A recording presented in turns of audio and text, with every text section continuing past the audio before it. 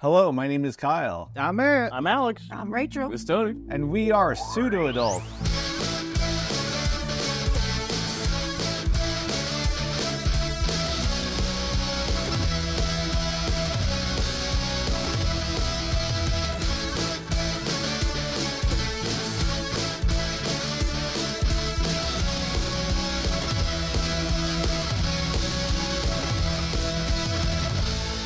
Welcome to episode 220 of the Pseudo Adults podcast, the show on the internet where we like to talk about things that are fun and excite us. Maybe stuff that we're working on too. Subscribe to Pseudo Adults. We talk good today. Downloads. Maybe she's job, man. It is the greatest. Anyway, you find podcast. And Blue Sky, Skeeta, and on me, Blue Sky. That's what they call it. Skied on me? Twitter's tweeting, Blue Sky is skeeting. Whoa. Huh. Wow. Mm-hmm. That's pretty cool. That made me kooky laugh. I went, Hey, Scooby-Doo. If you like this podcast and you want to listen to more or watch more, go to youtube.com/SpaceZamboni. Or if you want to check out us gaming, youtube.com/@SpaceZamboni Gaming. We just hit 2,000 subs on there, which was sick. And we all play D&D at Space Zambonies and Dragons on YouTube. Hi, guys. Hello. Check out Murder We Spoke. Really good, cool content, cool things coming, cool stuff coming, cool podcast content. What's it about? Hashtag true crime, hashtag Murder We Spoke, hashtag. Oh, you've been doing a lot of video descriptions. I could tell. Hashtag. Yeah. So check us out. Hashtag podcast clips. It's me, Matt. It's me, Matt, doing murder. Actively reenacting the murder. hiding scene. our You guys tracks. should check it. Check out. Which murder Come are you in, most proud hang of? out. Probably the murder of my Jeffrey childhood. Dahmer one. That's my favorite one. Which Star Wars movie did that? Probably, I don't know. I think all of them. Oh, my childhood. So, check it out. So look at us getting all our business out at the top of the episode. Well, let's keep doing that. Because this is the 10th episode. That it's the episode 220. I guess it's the 0th episode, however you want to put it. It's my God. Well, 10. Yes. We'd like to take these opportunities when they come up to be like, where are we now with like stuff that we're working on, stuff that we like to put our time and interest towards, even though we work our full ass time jobs. Yes. Still find time in the day to work out the stuff that maybe is more creatively fulfilling. Or altogether fulfilling. Altogether Whatever. fulfilling? Yeah. Fun. It's true, yeah. I mean, even if it's just like a little bit, it's like, oh yeah, it satisfies with this part that, like, you know, other parts of life do not. Then that's One pays the bills, one pays my soul. one creates the bills. Yeah. One pays the bills, Not one wrong. pays the bills. Yeah, I'm wrong. You're right. You're actually right. Yeah. You would. I win. Yes. Goodbye, everyone. The whole factory. Whole chocolate. Yes. Rachel has a chocolate factory. How is your chocolate factory? Time consuming and soul draining. I thought you said you liked the side stuff. Yeah. That isn't a side thing. That's my job. That's your main hustle. I work at a chocolate factory. Gotcha. I own that chocolate factory. Yeah, it you takes just give every it to bit of Kyle. my soul. And That when I is come true, home, and I it's pet my hot, dog. especially by the river with chocolate. That's Because where the kids drown. That's how they make chocolate taste so good. That's the next episode of Murder We Spoke. How kids drown in Rachel's chocolate factory. What kids? What kids? It makes the say chocolate they taste good. You want the chocolate that tastes good? I'm surprised there hasn't been like an Oompa Loompa finger found in like a chocolate bar or whatever. That's a good point. Yeah. As you can see by the chart, there's a direct relationship between thickness of chocolate and number of children who drown in it. Yeah, You really can't swim in really thick, fudgy chocolate. It does make a difference. Maybe you must know. And flavor, Thickness of too. chocolate. You want some good chocolate milk, you got to have some kids in it. I'm sorry. Oh my God. That's what a Nestle Crunch Bar is. Let's move on. We sprinkle the butter with the chocolate. It's children. Alex, I mean, there's so many things, so many, like, I don't know, like, overview and then dive into specifics. I don't know. Yeah, I feel like it's been long enough that 10 episodes we haven't really gotten to talk about even how we did the channels and stuff, because that was one of the big things that we ended up doing over the course of time, is that we took a lot of the different things that we've been doing and we turned it into its all in content, being able to do that side of it. So I think just from a perspective of how that works, it's like I was saying this to everybody the other day. I was like, we took the audience of 2,500, right? And then we split it up across channels, and now collectively it's an audience of 6,000. So it's cool how like you could already see like parts of it starting to work and everything. So it's nice to. It was overall pretty quick, I'd say, within a few months. Yeah, the October, November is when we actually started to do that shift, and it's been cool to do that, and also cool to. It's a lot of work though. It is. Yeah. Rachel knows. Because like now, all day and all night. Yeah, that is the only aspect of it. It's like, oh crap! It's like we did like quadruple or quintuple the workload, which is why it's good. Yeah. I mean, to be fair, before I was just doing all of it. Yeah. To be fair, that's what I was like. I don't know how like Alex did all this because doing one is stressful. Like, and now I'm doing it for 3 because I'm doing it for the regular Space and Boney Gaming and C&D. Yes. So it's like, it ends up less than 8. So yeah, exactly. Yeah.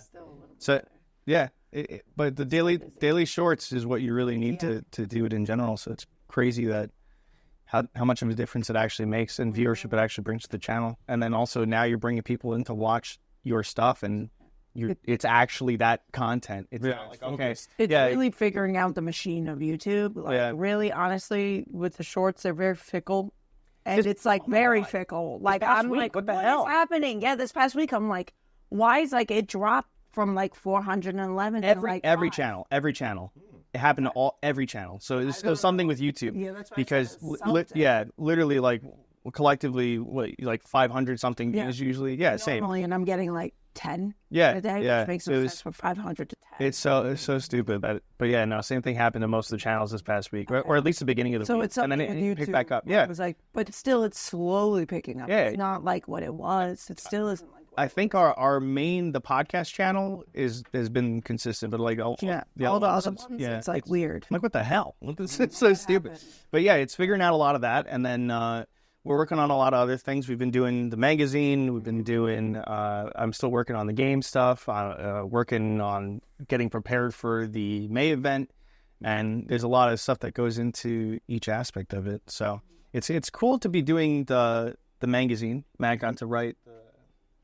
Finally. Yeah, and now we started getting like the art back for it. So it's you're getting art back for math writing. Yeah. So it's been cool to see that as well. I definitely want to see how that translates to visuals. Yeah, it's nuts, and it's just cool in general to see all the different projects coming together, and when we finally get to like hold that, it's gonna be awesome. It's gonna be so cool to be able to do that. And then I've been doing a lot of like the clothing thing because Bridget has been leading the Species Unknown stuff. So we have the site and we've been doing the first few collections, and it looks really cool. Thank you. I gotta show you. But yeah, it's really cool. It's like each collection's a different like specimen because it's Species Unknown. So it's like different aliens that are like the theme of the collection. Yeah, stuff like that would be cool too because especially if it's royalty free. Hell yeah. Yeah. So we have like the 3 different factors of it. We have the main collections, the collaboration collections, so that way we can do like Space Zamboni stuff and things like that, and it'd be collaborative. And then we have like the parody stuff, so we could bring shirts and designs to the event. So that's I sent you the Indiana Jones. That's got the event in mind because it's got Pokemon. Yeah. So it's Pokemon-esque. Yes, it's a parody. It's parody merch. But it's like Indiana Jones in a snake pit of Ekans. And like, why did it have to be snakes? Yeah. So and then I have one that I want to do. It's the Torchic with Thor's hammer. Well, now your booth is definitely going to be a success. You got to make a new one that says Abracadabra and do the Lady Gaga song. I'm going to do a Psyduck one where he's chilling on a beach with like a pill of like migraine medicine. It's like finally migraine free. So yeah, it's been cool coming up with that stuff because oh my god, your brain has to do all like different things. And then I'm also preparing for the new D&D campaign, which has been insane because that starts within a week of this time. Yeah, and it's so funny because Tony, I was talking to Tony about it. I was like, you put so much effort into it, and you have to think about every different thing that can happen. and it could either take the players 10 times longer than you expected, or they could breeze through it in 10 minutes. And then it's like, oh shit, I did all that, and they didn't touch any of it. Yeah. Or, oh, I did all that, and it took way too long. So it's like you have to... So is it on the players to be like, let's like explore this, let's not just charge ahead? No, so it's a double aspect, right? So part of it is on the DM to make sure like it's clear what is happening, so that way everything's on you. Parts of it, yeah. It's not fair. But it's to me, it's like a giant improv session, because at the end of the day, that's what it is. Like we have the basis, which is the game, and then improv goes off of it. I just had to be ready for if something is improv, I have the pieces in place, I have the props, right? That's what it is. Wow. So if you guys improv something, there's a visual representation of what's happening. So there's a lot that goes into it, but it's a lot of fun. We're going to have to fit 8 people. No, 7? I was wondering if you had a plan for that. Yeah, I got folding chairs. Got some fishing. No, it's going to be these same cameras, but it's going to be folding chairs. So it's going to be 3 this side, 3 that side, and then I'll sit there with the TV so everyone can see. And then everyone has the mics. And who's switching? Either Bridget or Gianna. They both want to. So they might take shifts because it's going to be like a long session. It's actually like the length of this podcast. Oh, because it'll be like 3 hours. And so we're like yawn easy. Yeah. Bridget's gonna be like, I can't fucking do like I've had to pee since we started. Yeah. But so yeah, the goal for that is to turn them into 45-minute episodes, so we could do like 3 or 4 episodes from it. I'm looking forward to learning a lot, because I asked Alex this past week. I was like, do I need to like start studying? Because I've never watched a D&D campaign. I know very little. And he's just like, It was like, don't you dare. Like, not knowing anything makes it more fun. Yeah. He said just nestle under his bosom and that's it. Yes. You said to bring iPads, right? It would be helpful, but I'm also going to have the TV. So I think iPads or a notebook is good, because in case you want to remember character names, stuff that's happening, and you don't want to be like, okay, fuck, wait, did this happen? What, like, where did this, or what did I get this item, right? Or stuff like that. You want to be able to have it written down, like, okay, I have this item, and maybe it does this, or if I say something. Because outwardly, we're our characters, though, right? Yes. Inwardly, taking notes, I'm like, Love is Blind contest. I'd be like, let me write this down. Yeah. Well, to be fair, too, it's even that is like kind of in character, because your character has to know what they have, right? Oh, I picked this thing up. Okay, good. I have this. So that's the only reason I say bring something. But I also got everybody dice and stuff, too. So everyone's going to have their own. And I've got my dice from back in the day. Yeah, it helps, because then I bought like 6, so you have one extra one. I played a lot of D&D back in the day. Some prehistoric dice. They're going to be like this big. I brought them. Be prepared. Yeah, like the Flintstones, like the snake on the car. Because before, when we did our last campaign, we didn't have dice. It was all on the computers. I think it's going to bring everybody together, sitting all around. Yeah. Compared to like sitting on 2 couches and not being in the same spot. So nice. They always say in D&D, like for the Dungeon Masters, the number one thing you don't want to do is split up the party. Yeah. And the first campaign I did with you guys, it was all no, I mean the one that we did privately. Okay. But then when we did that campaign, the first thing I did was split everybody up. But to me, it ended up being like a unique experience. It's fine. Yeah, so it's cool, because like now it's going to be the opposite. Everyone's starting together. You have something to throw their little dice in so they don't. Yeah, that little thing. Oh, okay, cool. Yeah. The die catcher. I know. Well, what is it? Tell me what it is. Yeah. Read it where it lies. Yes. Golf rules. Yeah. I mean, it's so much. So it's like, you know, it's like I can be like, what about this other thing you talked about? Oh, like the ghost hunting and like all the various other things, you know. But it's like I know you're aware of them all, and they're all happening. It's all just like A matter of time. Well, I mean, at least I presume with these, I'm sure I don't know what post editing you have in mind for them, but like at least there's live switching and things need to be chopped. It's kind of like doing Pseudo Adults probably to an extent, or like any of your shows. Yeah. But the last campaign we filmed on cameras and SD cards. That's why it took so long to fucking edit. That's crazy. Because we had to stop. Okay, stop the recording. It's been 30 minutes. Okay, switch the call. Dude, it was crazy. I forgot about that. Yeah. And so this one live switching, it's like, oh, good. We're going to be able to release these. We're not going to have to be like, oh, I have to edit like a million.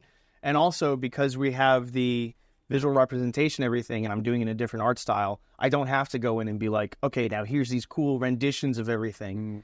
I could have, okay, you're looking at it on the screen, and it's not like, okay, it's a little jank. Yeah. Very interesting. Look forward to seeing it as a finished product. Yeah. Let's want to take a turn. Yeah, so sure. So I'm working on the magazine marketing. I'm going through taking a lot of courses to learn more about how like the marketing process works, like the Google certification courses, and then also taking some copywriting courses, also helping Murder We Spoke with their marketing. And so it's all about like figuring out where people are on that awareness journey of what they're like, all of our different, there's so many different things, right? But when people start out, they start at the just awareness, where they're just like, okay, this is something new, I don't know what this is. And then you have to kind of take them into a journey to be like, okay, this is why you should watch us. This is like what makes us unique. And then like just get them further down that marketing funnel. So been doing that.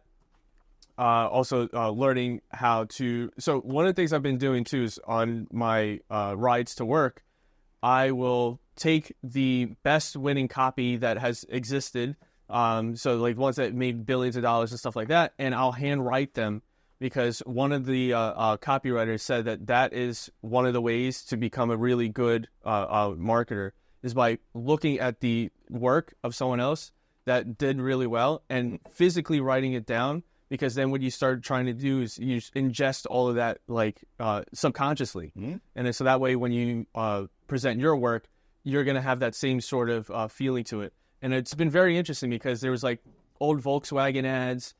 There was like there was Nikon ads, like the cameras, and you can see like how they wrote these different ads. And so I'm starting with the like those older ads. I'm going to start getting into like email marketing pieces too, because that is a big piece. In my channel, I've been doing breakdowns of like other stores that are making like loads of money and stuff like that. And a lot of them come down to, it's the email list. It's the email list that's the biggest seller. So it's like learning those tactics, because that's eventually what everyone's going to have to try to get down to, is getting people on an email list so that you can nurture them, and share your stories with them. And that's how you get them to purchase your products and like become a brand fan. So. And you've finally been doing shorts. We converted you. Yeah, I've been doing shorts. And the other thing I've been doing too. It's like, I'm like, he's been doing this on the train. I live with you. Oh my God. Talking your culinary, yes, it was quicker. So one of the other things I'm trying to focus on too is the retention time, because it's very important to get people not to just watch your video, but to stay and stay longer on it. So I've done testing different like edits that I'm trying to do to see like which ones keep people longer. So my most recent video, that's the hardest thing to do. Is the retention, because you have to keep the retention. Yeah, because you need to continually provide value for someone to want to stick around. And so I've even been formatting like scripts like a story. So I'll go through like, okay, here's where the audience is at the beginning, and then this is how they're going through as they're watching it, and then I also do it for whatever the story I'm telling. So like if I'm explaining the breakdown of the Hewitt Denim Co.'s Shopify store, okay, where did they start? What's their journey? Because they have a hero's journey too to get to where they are, and then I kind of combine those, and that's how I kind of made it out. So like, right now the retention I think was like the last video was 30% or something, which is already a lot higher than it's been. Yeah. Like I look at my old videos, it's like 11% or something like that. It's just released a Nosferatu. Yeah, and so I released a breakdown, a rewriting of Nosferatu, and so like the journey there is like, look, this is how you make a story more compelling, and by making it more compelling, you're going to be able to get more people to like be involved with your story, which also helps people that are doing e-commerce brands and digital products and stuff like that, because you're telling stories to market. So in that, I also do a breakdown of like, so where does the audience start? The audience starts like trying to like where they know about Nosferatu, and then okay, what's the thing that makes them want to know? Okay, well they want to know how to make it more compelling, and then I'm taking them through a journey through the story as I'm breaking down the story. So it's almost like a little meta thing there. But yeah, so I've been doing that, and I also had I don't know if I talked about it on the podcast, but I had the storytelling mentorship with David Gallagher, who's like a writer for Marvel. He wrote for Ubisoft games, and he's one of the guys who created the like Comixology. So, and he had me read a whole bunch of books about storytelling and like taking lessons for those, breaking down other stories, and so there's. Yeah. Is there just a way that you found yourself under that mentorship, or is it just like something? So what? What was that? Indeed, you met you. I was on LinkedIn. So on that's LinkedIn, what it was. Yeah. On LinkedIn, I guess I was connected to him. I didn't even know because he said, "Oh, happy birthday," and then I'm like, oh, "Who's this guy?" Yeah. And so, yeah. So then I look at his profile and I see that he's like a writer, and I'm like, "Oh, hey, like I have some questions. Like, can I have a chat with you?" And then we got on a Zoom call, and then he was like. I told him we were trying to do a magazine and everything. Yeah. And then he's like, oh, yeah, you know, like, I would recommend doing this, and that. And then I did that. And then I went back to him, and he's like, oh, wow, you did it? Okay, so let's do, like, a real mentorship. So this was really just, like, a one-on-one situation. It's just not like, I'm offering these, and, like, let me know if you're interested. No, yeah, it's like a actual That's really special, yeah. So it was really cool. I think he helped a lot rewriting the first issue of Outlaw Justice. Outlaw Justice is good.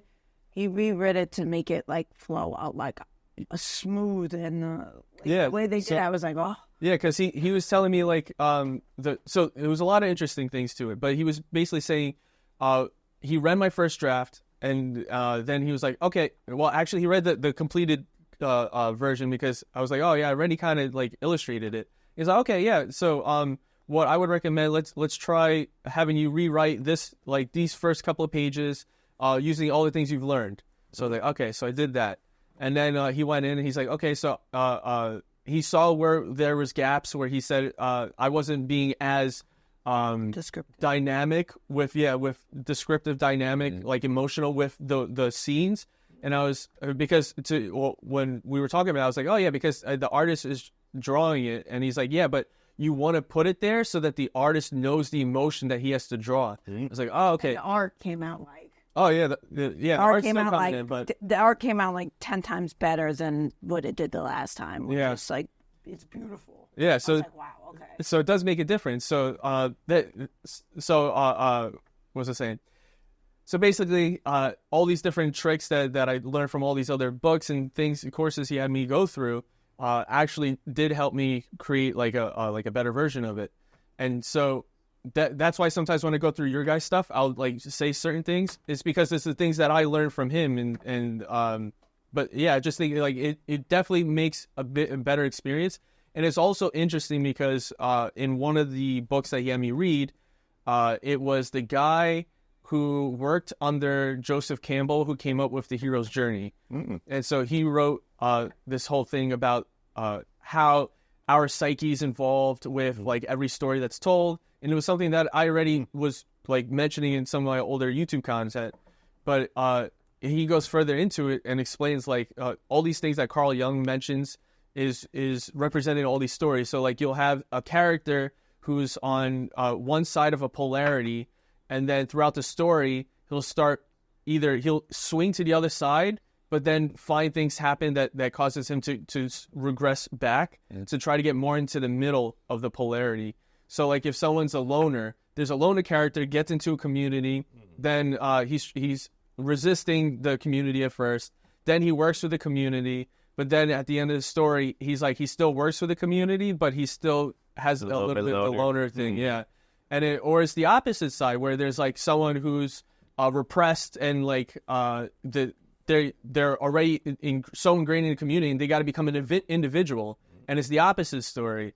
But it's all the same steps to the process. I feel like you're speaking to me directly right now with the one I'm working on. I am trying, man. But yeah, it's interesting because it's like every story follows that, and it's like so ingrained in like the human consciousness That's why the stories are written in a certain way. But that's why when you watch certain stories and they don't connect, is because they don't follow this sort of thing. So it's very interesting.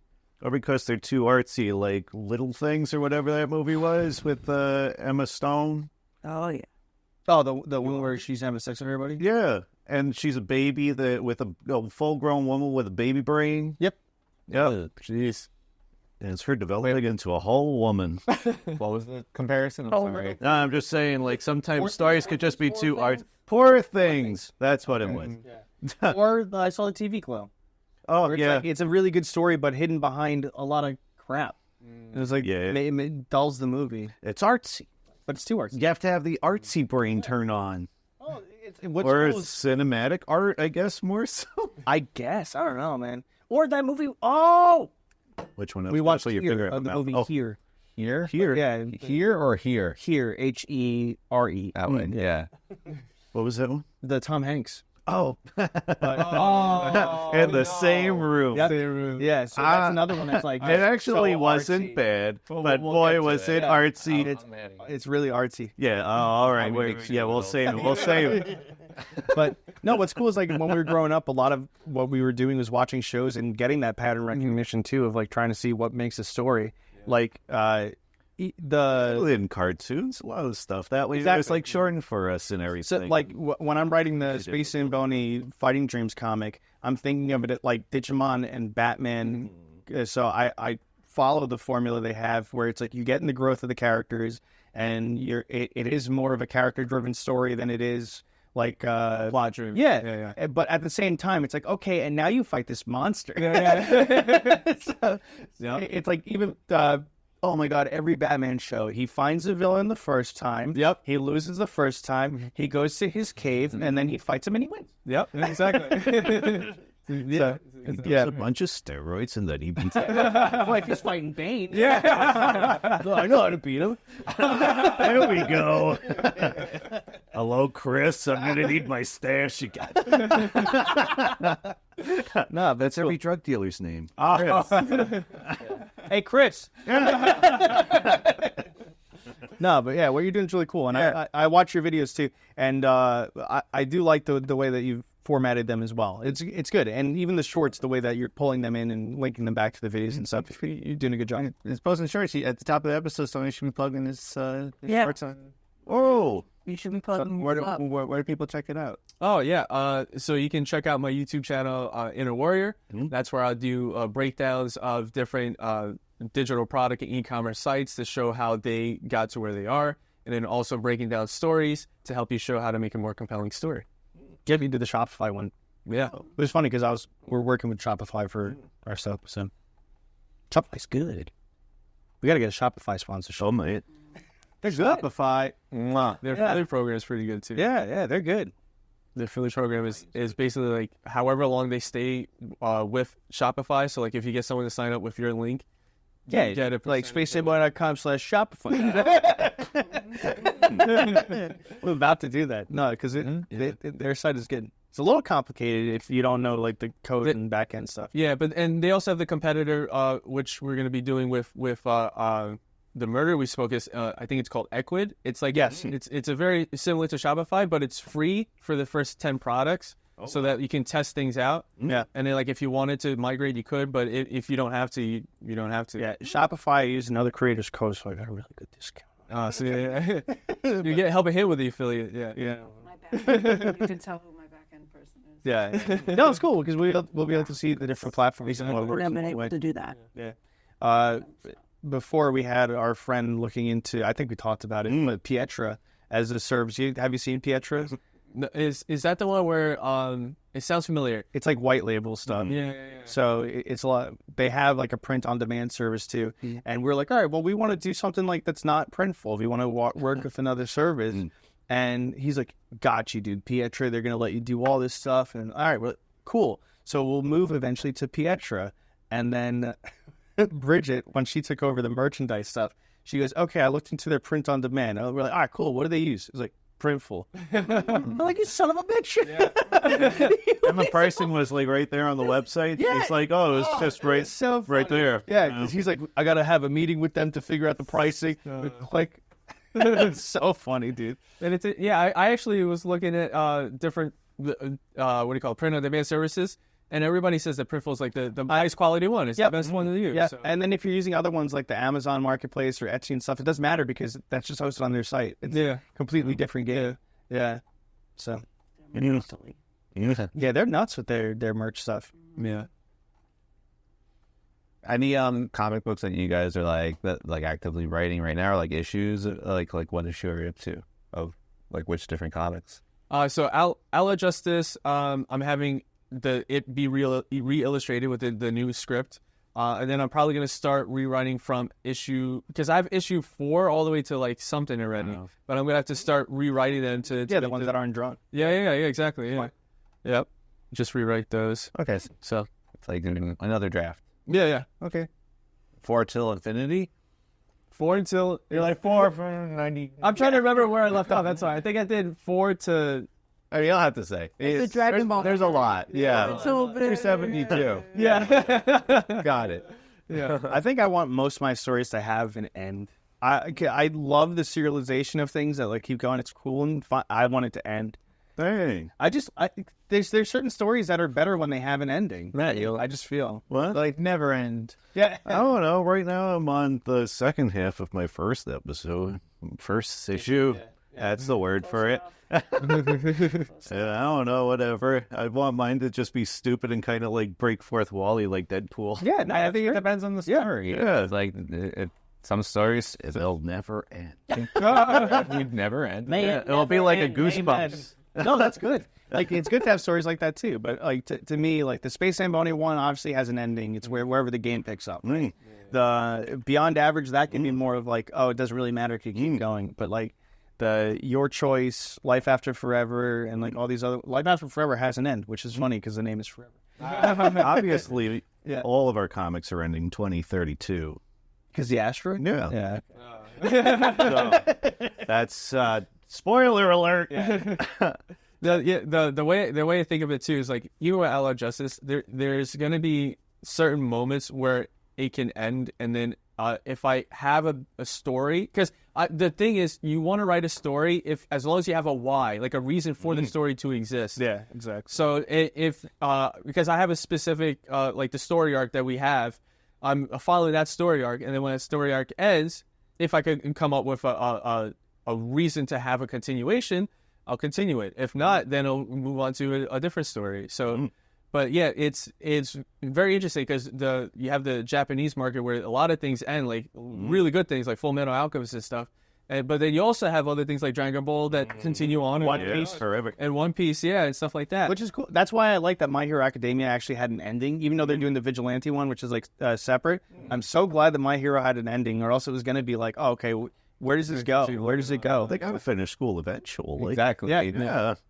Been in school for 45 years. I tell it to Bart Simpson. Oh my god. Eat my shorts. Yeah. So, no, I like that aspect of storytelling, right? Because when you're doing a story, it's so fun as long as there's something to tell, right? Because like, sure, you can pick up later when they're doing X, Y, Z, but if their story ends, it ends. Yep. You know, it doesn't have to keep going for the sake of going. Yeah, I think that's the problem sometimes with like the Western market, and which is why they have to relaunch so many times, right? Because how many times is there like, oh, new Batman #1, oh, new Superman #1, and it's because every time they need to make it seem like it's a whole new thing, and then you have like years of continuity that sometimes they just either shut out or now they brought it back, but it's like they don't know what to do. they don't know how to extend the life of it. Yeah. And because the story, how many stories can you tell with the same person? And what's so funny is they're like, what if Batman grew old, retired? It's like, cool, Batman Beyond. And they're like, all right, but we still need Batman. Yeah. It's like you're telling the story of where it's just a sign that they know that's where it should end. Yeah. It's like he's got to grow old. And then they're like, oh, fuck, we make it. No, we can't do this. Yeah. Go back. All the villains are in their old retirement home, and Batman just blows it up like the Joker in the Dark Knight. Like, that's it, no more villains. Yeah. And then even the problem with Spider-Man, like I've seen so many people complain about Spider-Man. I haven't read the new Spider-Man comics at all, but I've heard so many people complain about it because they just beat on Peter all the time. because they never let him grow. So like he got married to Mary Jane and everything, and nope, separate that now. Like that never happened. Yeah. It's like, oh, okay, so now he's got he was going out with Silk. Okay, well, no, now that's not happening. So it's like Gwen Stacy's back from the dead. yeah, now that's a thing. And what's so funny is that the whole Gwenpool comment, everyone's like, "That's not Gwen Stacy. Shut the fuck up." And now it's Gwen Stacy. Yeah, they brought her back to life, and she's Gwenpool. So I'm like, you sons of bitches. Not her. They just have the same name. Yeah. Damn. Nope. Okay. Gotcha. Yeah, It's her. but that's why people like the Spider-Man, Ultimate Spider-Man, the new Ultimate Spider-Man. Where Peter's married, he has kids with Mary Jane, and like they're keeping that intact, and they're like, yeah, this is better than the normal stuff. Is that the one where she got cancer because of his goop? No, that's the other one. That's like Life story. it was their Frank Miller-esque story. Yeah. Now, what if Spider-Man was old and edgy? Wow, and that his sounds- semen was radioactive. Yeah. Stanley's like, okay. Sounds cool. I'm into a true believer. Excelsior! Sign the fucking page, Stan. Give me your stamp of approval. You want your check or not? Oh, my heart. Yeah. What about you? Me? Mainly music. We have our second original songs comedy album. I guess it's been in the can for a while now. Alex, a couple weeks ago, sketched up, drew up artwork for it, and we're like, that's it. It is it. You saw it or no? He posted it on the... In the Slack. Made a little sticker. I don't know if Yeah, that's we made it a on sticker. Yeah, maybe you didn't realize that was the... Yeah, the Probably artwork. did realize. Oh yeah, I did see that. Yeah. Yeah, I didn't know that was. It's so good. It's so funny. That's why I was pretty hot. It's really great. And because the name of the album would be Even Nicer Grooves, Tales of Pain and Despair. A lot of pain and despair in that picture. Oh yeah. And I love the difference between the first album where we're all happy and like jumping dancing like woo, and then this one is gonna be like, what the fuck? What happened to them? Just up like the wall. Oh, it's so good. So yeah, I was like, probably one of my missions going forward. It's not like the stuff I've been working on. It's like Alex worked on that. It's like, either is this one of the album artworks that just don't have words on them, or should I put like some sort of like filter and try and Photoshop some fonts and see if we could put all those words on it? What if it's a lot of words? Hit in like highlights magazine in our folds or something? You want the words to be hiding in our fold? Yeah. Okay. Excelsior! Each album comes with a magnifying glass. Stamp it. Each one comes with a magnifying. Now we're marketing. Sure. Bring it to the dollar store. Sell it with we do the opposite. We sell it with the magnifying glass. People who need it have to get our product.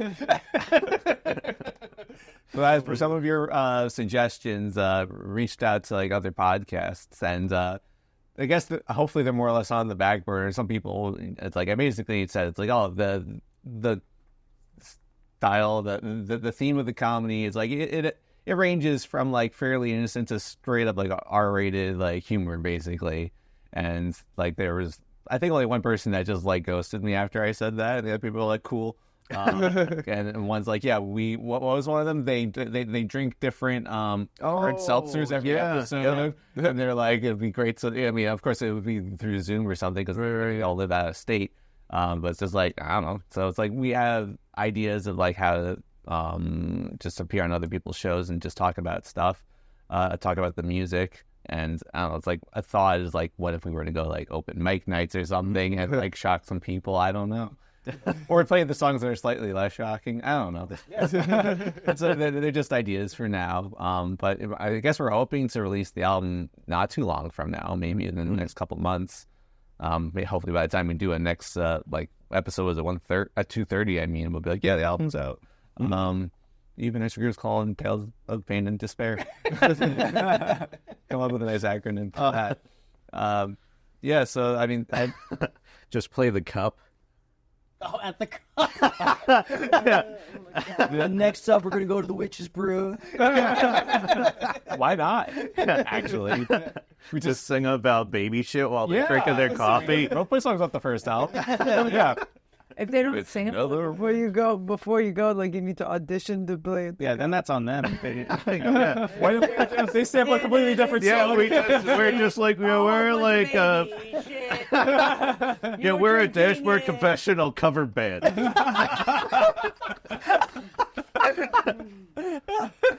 We could Just get all their songs wrong. Yeah, we could always PG-ify our own lyrics. Sure. Baby, kiss me. Kissing the baby. A whole bunch. That might be worse. It's PG. Yeah. Oh, but baby shit. Oh, you're my drinking God. it. You're drinking You're drinking baby shit. Oh my god. As a marketing suggestion, I would say when you do start getting people to like go on a podcast and doing stuff like that, you should definitely have an email marketing list where you say that you'll give them like a song or something like that by signing up for the list, and in that way you can market when it's coming out, and like slowly tell them, oh yeah, give them like a little bit behind the scenes. Oh, here's a taste of what this song is gonna a topic that this song is gonna talk about. And in that way, when it comes to actually releasing, you get a whole bunch of people on your list to go and click it as soon as it's ready to buy. It's like a Steam wish list. It's the same thing. Mm-hmm. I think it sounds great. It's something we should probably do like now. Yeah. I mean, there's all these like strategies. Like you see how like bands release music nowadays. Like sometimes they don't release albums at all, but I just like releasing albums. I feel like it's just like here's something in a package type of deal. we gotta come up with a TikTok dance. Okay. But true, the influencer marketing. Yeah, it's huge. Yep. Nothing you guys have ever done is warranted the TikTok dance, but releasing a second album, we need a TikTok. We gotta have a TikTok dance. It's the thing. It's the thing. TikTok didn't die. Therefore No, it's back in action, baby. Time to dance it up. Baby shit. That's actually a perfect dance. Have you ever thought about TikTok dancing to one of our songs? We got to do it. Wait a second. Do that again.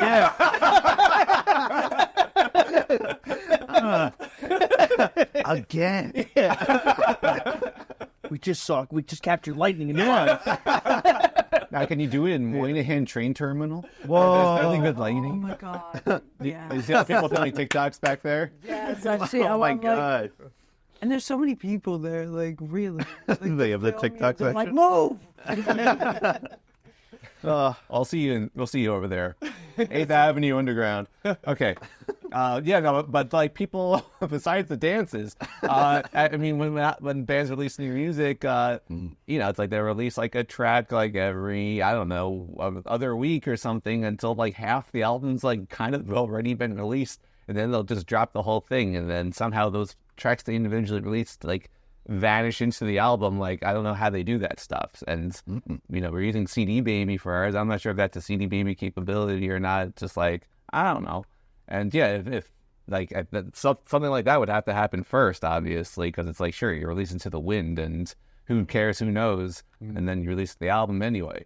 How do we get Jason Derulo to listen to an entire album? We film ourselves and we AI us as Jason Derulo. That sounds even better. Let's do that. That was a really good album. Jason Derulo loves this album. Is he the ultimate influencer? Yeah, he is now. He is now. And besides that, me and Alex have been working on other future songs. We have basically deemed our next original comedy album to be the emo album. Good. And good. Yeah. Okay. And so it's like everything's gotta be. The end.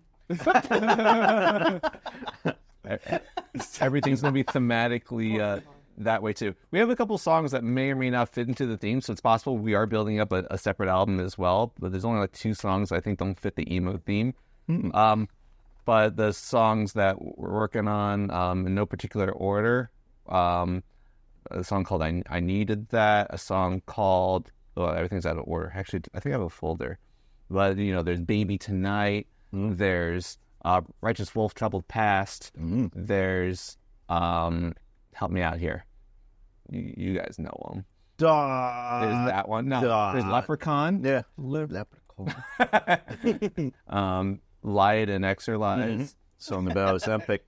Yeah, and the newest one, Utter Love. Yeah, which is the Robert Smith song, Robert Smith-esque song. And Matt and Alex just laid vocals on that song this past week, and I think it's going to be a really good song. And the other ones, there's another song called "Let Me Didgeridoo You." I like that one. And then there's the recent idea. Would you like to? Do you remember what it's called? What one? Yeah, I was like, do you remember your ideas? No. They just flow like the wind. And then I'm the one who has to build them into a song. He's like, what? What's this? Came up with that. Dumbass. It's all farting in church. Oh, that's right. Yes. Yeah. Oh, that was so funny. That was so funny. It happened naturally. Yeah, it did. Yeah, it really did. Did you actually went to church and farted? Probably 112 times. 112. Probably 112 times. Yeah, per time I go there. Oh, per time. Jesus Christ. At that point, But the lyrics, by lyrics, I believe you do it 112 times. Kind of like a standard hour-long math. Yeah. Well, you said the farting in church, and then I said the next line after, and then we just kept going. and then the magic happened. Yeah, we kept going until Kyle started recording. We're like, we're not going to fucking stop this. Once the train's moving, there's no stopping. There's no vocals laid down. This is just Farting in church. farting in church. Now the church is stinking. Who do you market this to, Teddy? The clergy. Look up Deadpool fan. Farting in church. The people who listen to advertise to the people who listen to the Man Horse song. Have you ever heard the Man Horse song? Oh, what's that? I showed it to you. Yeah. Remember? It's about a song about a guy dating online, but he's afraid to meet the girl because he's really a centaur. Oh, that sounds familiar. He's really a centaur, and he's afraid she won't know. But good thing for him that she's a horse girl, and that she loves him and doesn't care what her dad thinks of him. I mean, what are Tobuscus fans doing now, right? They gotta be somewhere. Chicken biscuit, chicken and a biscuit. Yeah. Need a sex party. Yeah. Yeah, that's true. Yeah. So other than the music stuff, also participating in the comic writing processing, which has been fun. I appreciate Alex for asking me if I wanted to be part of it. So thank you for that. And yeah, no, I am enjoying it. If there's ever any tone of like Kyle's mad, like I'm not really mad. I'm just being like, how do I get the point across? And also like I don't know, like I feel like part of collaboration is frustration, and that has to be okay. Like Sexually. like working on stuff, Sexually and normally. being in like a band, doing things creatively together. Like at some point, things should clash because if you're just yes manning each other, that's not going to be the best project it probably could be. So I think there should be challenges along the way, and that's okay. So I usually demolish your room every night. What was I usually demolish your room every time on a Thursday. No! Yeah. Fuck! Oh, this isn't cool! It was your own vocal take you're criticizing. Sometimes I just get a little too exuberant. Gotta be your own worst critic. Yeah. Critic. So, with Alex organizing everything, we've got like 2 issues of the Flyers and Cheap Dates comic that are like drawn and almost fully colorized, or is it maybe not fully colorized yet, but it's close. Almost there, yeah. I submitted the third one, the third script, the third issue script, not too long ago, and this past week I did start working on the 4th. Like first draft stuff, but I'm like 4 pages into that. It's neat because I don't know. I tried asking you guys, I think on the prior 10th episode summary about do you I personally find each one to be more challenging than the last one because I'm working within my own confines that I'm creating. Like, for example, even like something like I made issue 1 extremely long. Like, it was like 18 pages long. And I was like, okay, so now I think I'm in like a 16 to 18 page range. I need to like craft a story in. So I was like, okay. And I know my story from start to finish minus the embellishments in the middle, which is what these are all about. Like, I'm trying to make each story hopefully compelling on its own, adding stuff that's not in the album flyers and cheat dates, but like, but still hitting all of the major plot points that are in the album, basically. But adding lots of hopefully intercourse. Hopefully, yeah. The sex scenes are tasty. When I was doing the lettering, it was so neat to listen. I listened to the album while doing the lettering, so it was cool to see physically like where things were falling to. So I really like the aspect of it. Really does feel like it comes together with the album, and it's so neat because you can literally, this song is this and this song is that. Yeah, and it helps you give clarity. I mean, it's like where like each issue ends. I guess I shouldn't like spoil like where like which issue like fits which song or like songs multiple sometimes. But I have been between let me see my album track list just so I have it off the top. But it's on Spotify, everyone, if you want to listen to the album flyers and cheap dates. I gave it a spin this past week. I was like, hey, I did a good job on that. So, Damn good job. if you want to listen to the asymmetric flyer and cheap dates, it's everywhere. I just can't find it when I'm looking for it. Oh, no, I'm just kidding. It's right here. Okay, it's because it's an ampersand. I think maybe that's what threw it off. The track, actually, yeah, like Stranger initially basically is like where the main character meets another woman, and she basically helps him sort of like break out of the shell a little bit. And I've been between the last track where it's actually an instrumental track that implies that he's going to Europe, and this other track where he meets this woman, and everything else is like issues 2 and 3, and now in 4 I'm finally getting to like the material of that song, so I'm titling issue 4 strangers initially. Yes.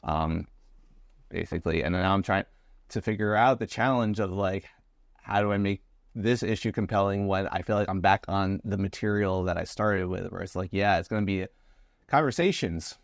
Oh yeah, lots of conversations. Yeah. He's going to talk to this person. Then he's going to talk to this person. Then he's going to talk to this person. So yeah, it's going to be very slice of life, I think. But you know, like I tried to add some excitement to the other issues. And I'm not sure if this one will have that level of like, oh my god. What if you have a conversation in a hot air balloon? Yeah. Mm-hmm. Good conversation.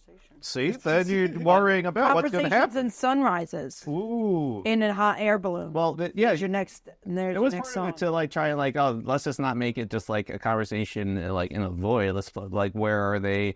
Who's in the background? Yep. So I was like, I am trying to like think outside the box and very visually, which I know it's like duh. But Animal Kingdom. no, like there's a lot of like outdoorsy things. So it's like they're outdoors. So I was like, what if there's people and their dogs? People love dogs. Yeah, and their dogs. Whoa. So I get to see how the artist draws some puppies and dogs and stuff like that. Yes. Mm-hmm. No, and I think every comic is its own challenge, right? Like I'm writing with Life After Forever a romance story. It's like to do that is strange because it's like, yeah, I know romance. I like romance stories. Now, how do I put that into a story that comes across not as like this tropey crap, you know? So, and then also handling like the Space and Bony Fighting Dream. That's why I had someone else write the first issue, because I was like, I want someone else to write the first issue, so then that way I could jump in and be like, these are the characters, because it's all friends. So I was like, how the fuck am I going to write friends without also being offensive to friends? I need to like write them without being like, yeah, I'm coming across as a douche by being like, this is your character development in a story. It's like, what the fuck? So I think it was any of us would be like, oh my god, it's perfect. So yeah, but like that's why when I wrote the second issue is with Olivia and Bridget in a horror game, and writing that was like, once I got started, it was perfect. I got it. It flowed.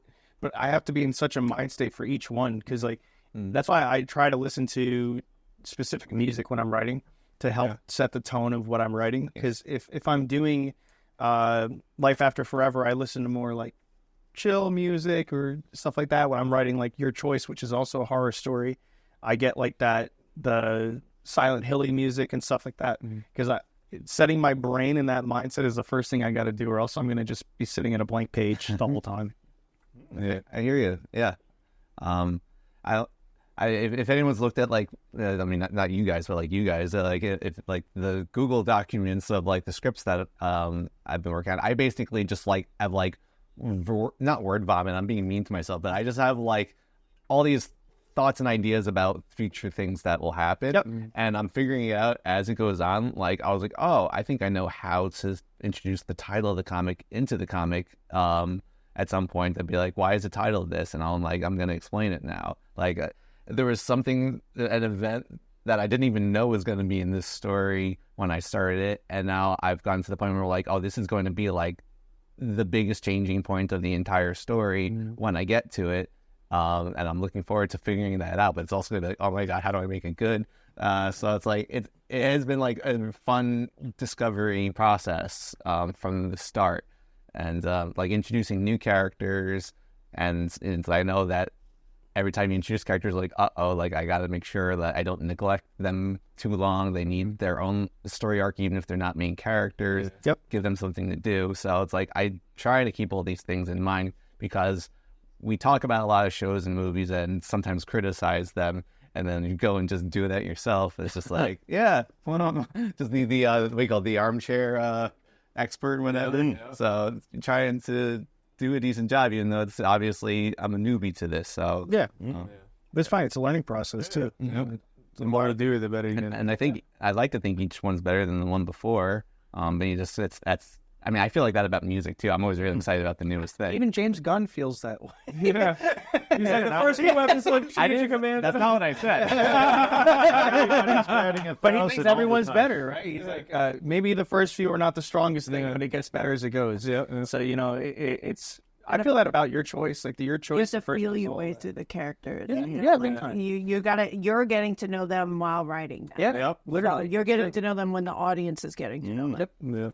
I have another dream sequence in my third issue, and I had this like derp moment, like before I like submitted, being like, why didn't I make it look anything like the dream sequence that starts the comic in issue 1? I need to add a moment to it so it fits that vibe again, like with clear instructions to the artist, and now it's like it's in my head. Like anytime there's a dream now. There's a pineapple? There's a pineapple on a string. Upside down. And you're upside down. So is it right side up? Whoa. For some reason, tried to have sex with it. Oh, nice. It's my favorite part. No, yeah. Making that juice. Ooh, that's where pineapple juice comes from. Making them squirt. Sorry. What I was getting is like even these celestial dreams are now their own little story, and I haven't planned to explain that too. So it's like and if you read the bottom of my Google Doc, I'll spoil it all for you. So that dude, it's the same. Like public domain is still mostly Google Doc crap. Because it's like, these are all the ideas for the series. I'm like, only issue 1's done, and that took years. Because the amount of times I was like, oh wait, this doesn't work, this sucks, it's not good. I think issue 1 for Flowers and Cheap Dates I wrote in March of last year. I'm like, how has it been a year? I've done nothing. That's another thing. That's why when I go back, I always try to read the first and second issue, or like whatever else I have, because I want the context, and I also want to remember what happened, because I know, to me it makes sense when you're writing like a TV series. It's like, how the fuck did they forget that this character's here? It's like, no, I get it. I get it. It's like you're writing this thing. You're like, wait, hold on. I haven't done this, or I haven't done that, or this was established and I did nothing with it. So it's a lot of that. That's why, like the Venture Brothers, the guys who wrote that, they use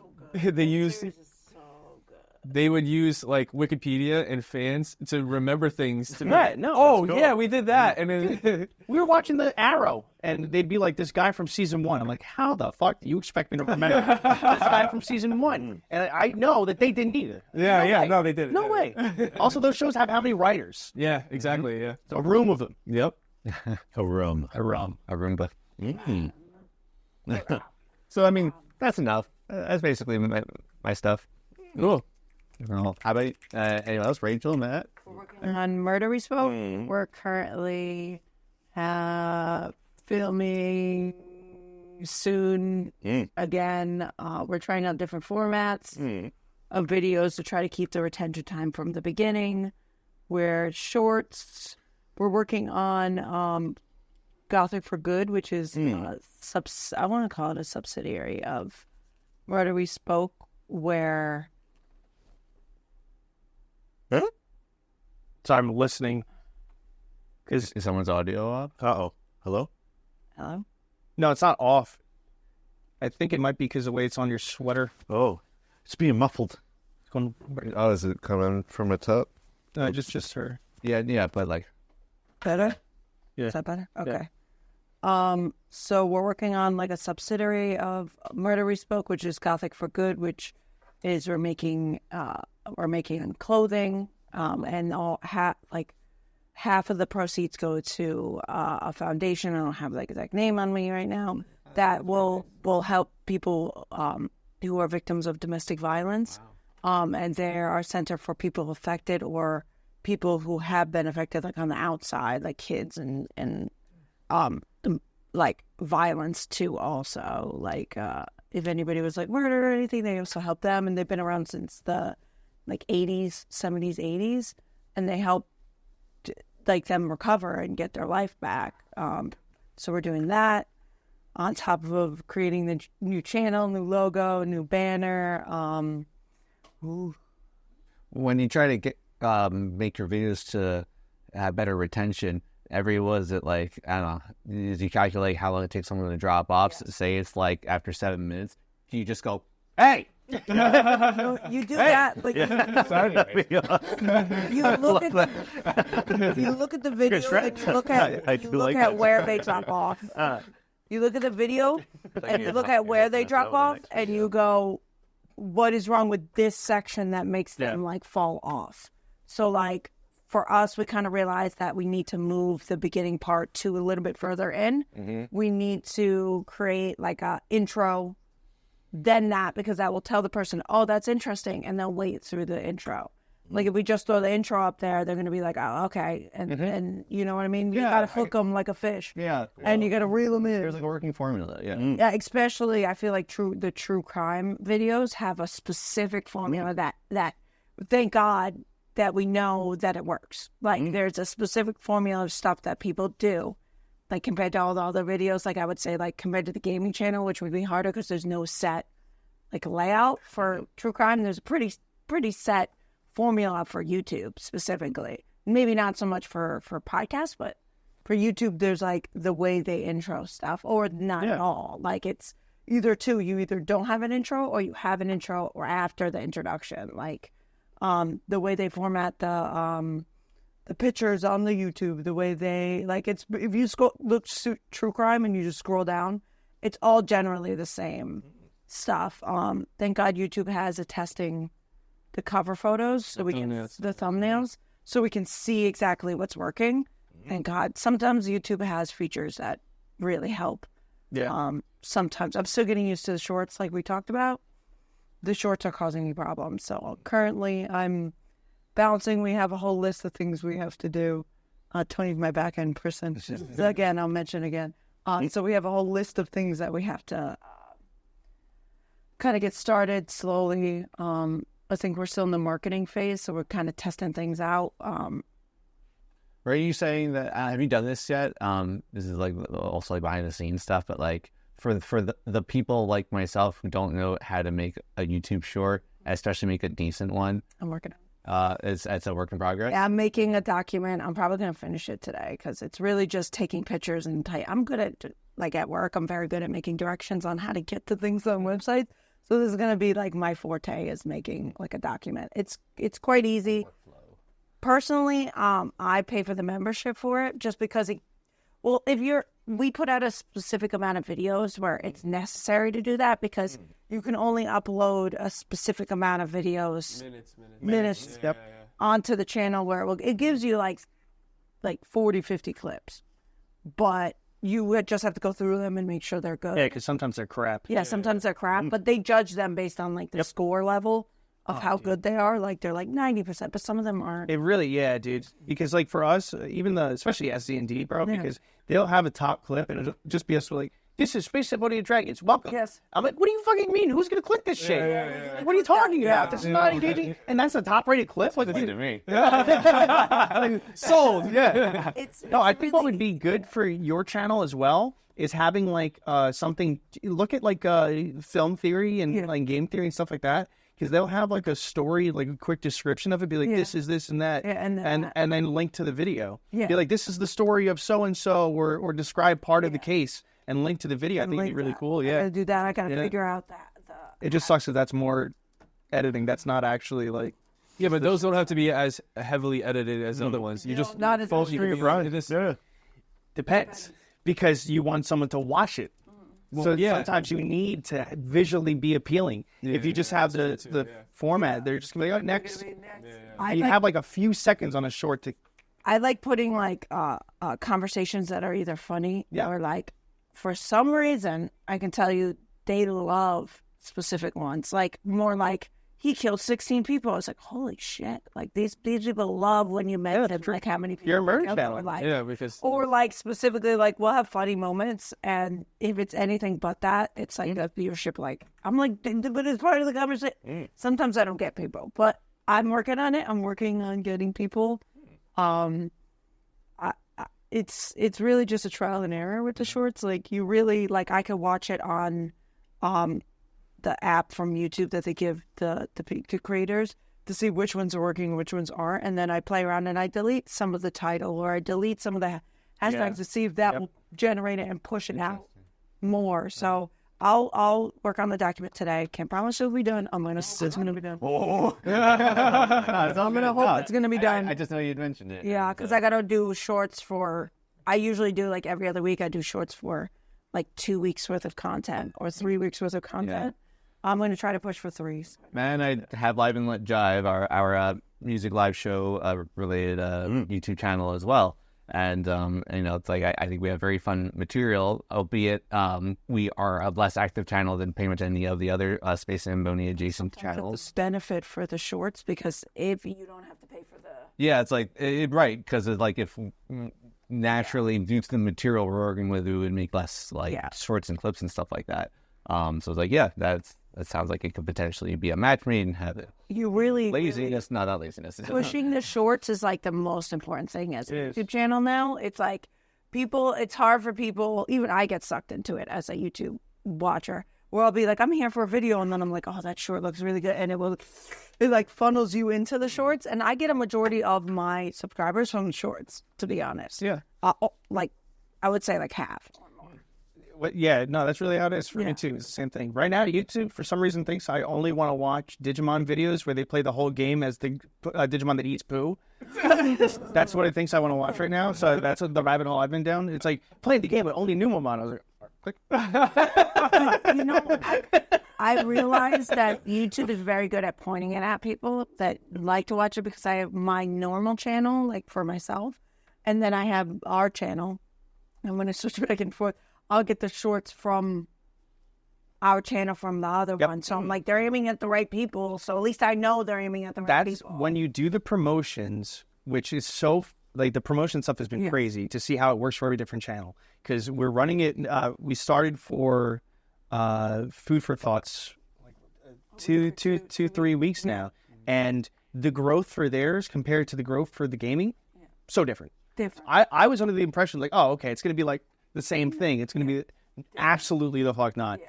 Even gaming compared to the main podcast is different. I can't wait to see for true crime because true crime's like people eat that shit up. So I'm just getting everything prepped. I want to have everything prepped and ready, and the format good, and where I don't have to worry about how the format is before I start running ads, because it's just gonna be more stressful the more people join, and I don't want to implode completely as an anxious-ridden. That's the thing. Well, you're still learning, so you have to like also not care as much with certain aspects of it. Like so easier. Yeah, I actually had the comment I wanted to read to you because it was so funny, because it was kind of a bad comment, but to me it was hilarious. Yeah. But with the what am I saying? The promotions, and when you're doing that, the way it works, if you're going through Google, you could target specific channels, be like, okay, you watch this. And then if you're going through YouTube, the way it'll do it is, these are people subscribed to you. Who are they subscribed to? Okay, now let me run this ad for the stuff that they're subscribed to. So it'll start doing it that way.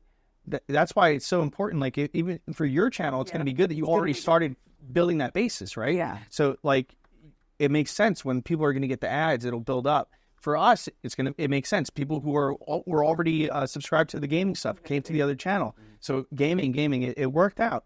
For Food for Thoughts, the building of their initial fan bases was friends and family, right? Yeah. So if they're subscribed to completely different stuff, and so if you're running it based off the YouTube promotion system, it's going to be different.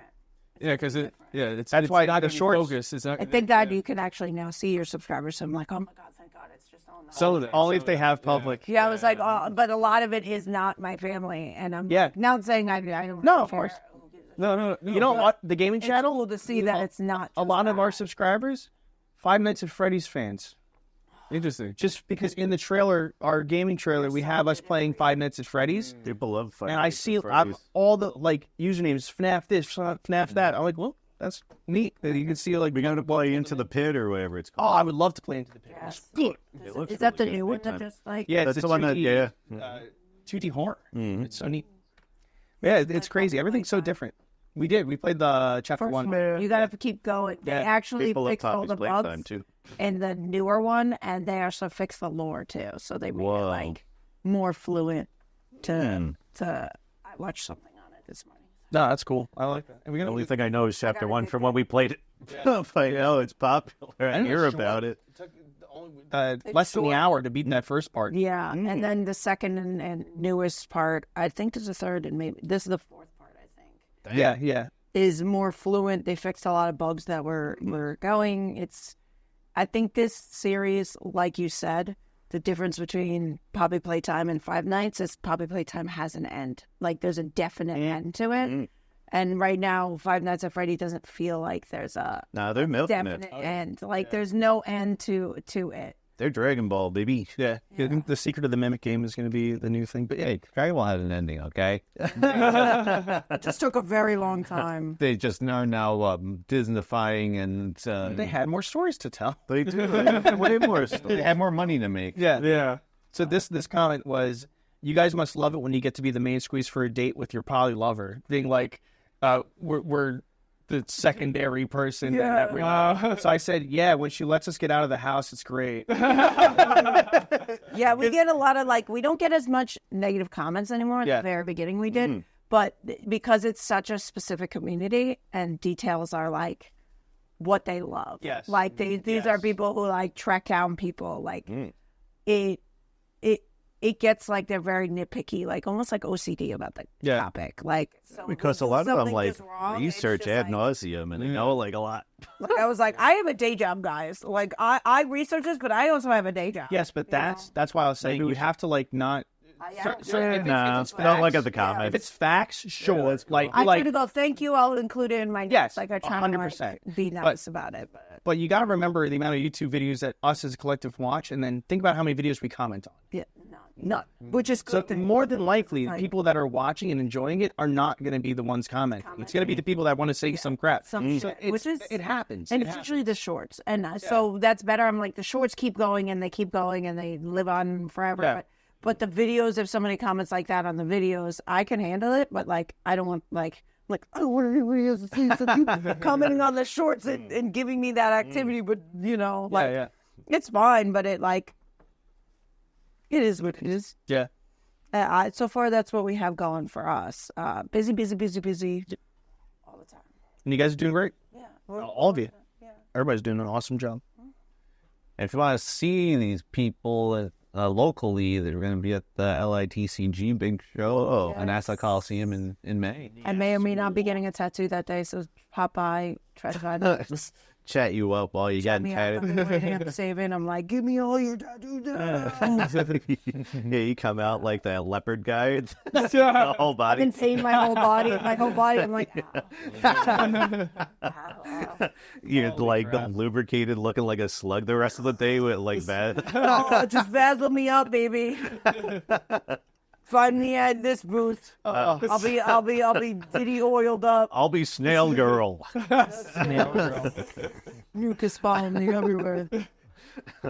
I mean, so it was nice to hear everyone's updates. I feel like we had so much that I basically took up what I think is probably the entirety of an episode. So, if you want, curious what they were talking about with that Tom Hanks Here movie, I'd say stick around for the next episode of Pseudo Adults, where we'll get back into our standard format.